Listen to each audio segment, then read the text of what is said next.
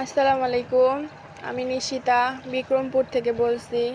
কাছে দূরে যে যেখান থেকে আমার ভিডিওটি দেখছেন আপনাদের অসংখ্য ধন্যবাদ। আজকে আমি রান্না করব বিক্রমপুরের ঐতিহ্যবাহী সাদা গোস্ত। এই তো পেঁয়াজ ভাজা নিলাম, এখন রান্না করতেছি। একটু আদা রসুনও দিয়ে দিলাম, আদা রসুন একটু ভাজা ভাজা করে নিব। এখন এই যে দুধের ভিতরে লেবু দিয়ে এটা ফাটাই নিচ্ছি, এটা দিয়ে দিলাম। একটু বিস্কুটের গুঁড়াও দিয়ে দিলাম, এটা দারচিনি এলাচ দিয়ে দিলাম।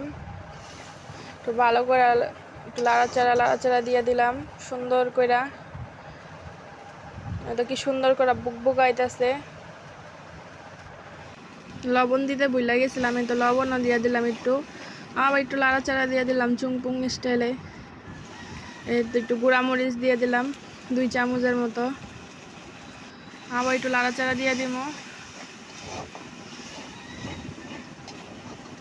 ফাইন করে লাড়াচাড়াটা দিতে হইব খুব সুন্দর মতো।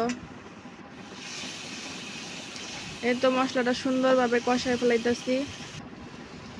এই তো হালকা একটু চিনিও দেওয়া লাগবো, চিনিও দিয়ে দিলাম একটু ব্যালেন্স আনার লেগা খাবারের। এই তো গরুর গোস্ত দিয়ে দিতেছি। গরুর গোস্তটা আবার সুন্দর করে মাখা জাকা করুম।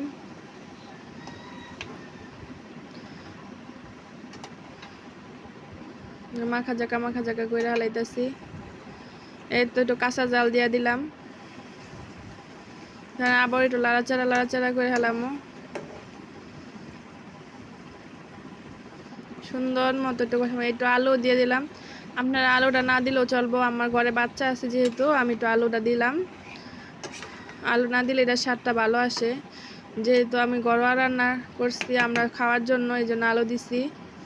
এত কি সুন্দর বক বক বক বক করতেছে, দেখলেই মন চাইতেছে যে হ্যাঁ রে। এত অনেক সুন্দর করে কষানো হয়ে যেতেছে।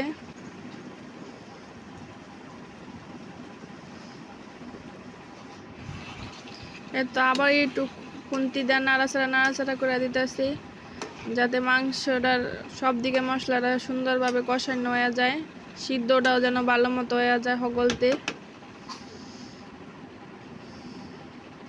এই তো একটু তেল ছাড়া ভাব হইছে।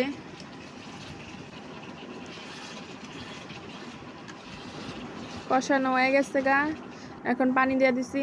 এই তো থক বগায়া বলকায়া পড়ছে, খুব সুন্দর মতন সিদ্ধ হয়ে যাব। আর কি সুন্দর করে বলকাইতেছে। মাংস কইতেছে আলু তুই আমার সামনে আহিস না। এত মাংসের কালারটা সুন্দর আইসা পড়ছে, জলটাও ঘন ঘন হয়ে গেছে। এখন মাংসটা খুব সুন্দরভাবে সিদ্ধ হয়ে গেছে, আমি দেখছি। এতে একটু ভাজা জিরার করে দিয়ে দিলাম, হলুদ বাদে সব মশলায় অল্প অল্প করে যাইব। এত রান্না শেষে একটু লেবুর রস চিপা দিতে হইব, প্রায় 2 চামচের মতো।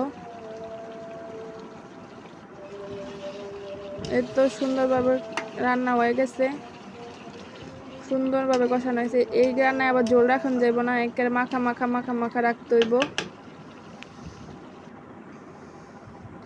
এই তো রান্না আমার প্রায় শেষ।